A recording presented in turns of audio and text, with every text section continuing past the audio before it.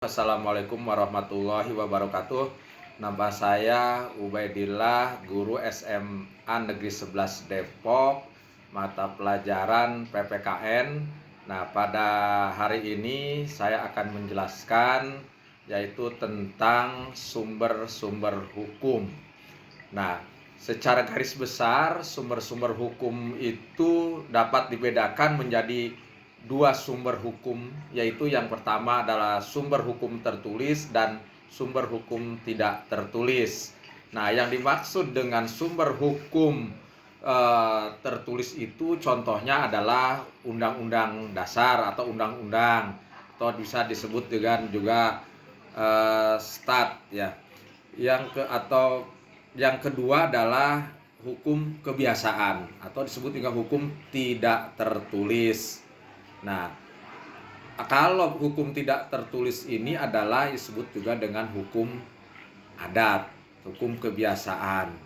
Nah, kemudian ada juga yang dengan keputusan-keputusan hakim, itu yang disebut dengan jurisprudensi, di mana keputusan-keputusan hakim ini sebagai salah satu sumber hukum di Indonesia dimulai dari masa zaman penjajahan Belanda. Yang keempat yaitu traktat. Ya, traktat atau perjanjian. Nah, traktat ini adalah suatu perjanjian yang diadakan oleh dua negara atau lebih. Nah, biasanya ini adalah jika ada perjanjian-perjanjian kedua negara atau lebih, contohnya kemarin ini ada di G20 itu ada terjadi traktat karena ada beberapa negara mengadakan perjanjian, itu disebut traktat. Yang kelima adalah doktrin. Nah, doktrin ini adalah pendapat para ahli hukum. Nah, yang dimaksud dengan pendapat para ahli hukum yang kemudian menjadi sumber hukum dan diterima sebagai dasar dan asas penting dalam hukum dan penerapannya.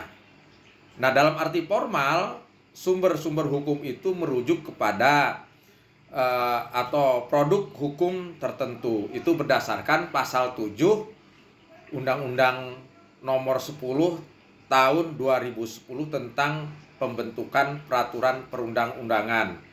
Dan jenis hierarki peraturan perundang-undangan adalah sebagai berikut, diantaranya adalah Undang-Undang Dasar Negara Republik Indonesia tahun 1945. Yang kedua, undang-undang atau peraturan pemerintah pengganti undang-undang atau yang disebut dengan Perpu. Yang ketiga adalah peraturan pemerintah. Keempat, peraturan presiden. Dan yang kelima, peraturan daerah yang meliputi peraturan daerah atau provinsi atau peraturan daerah kabupaten kota. Nah, ini yang disebut dengan perda.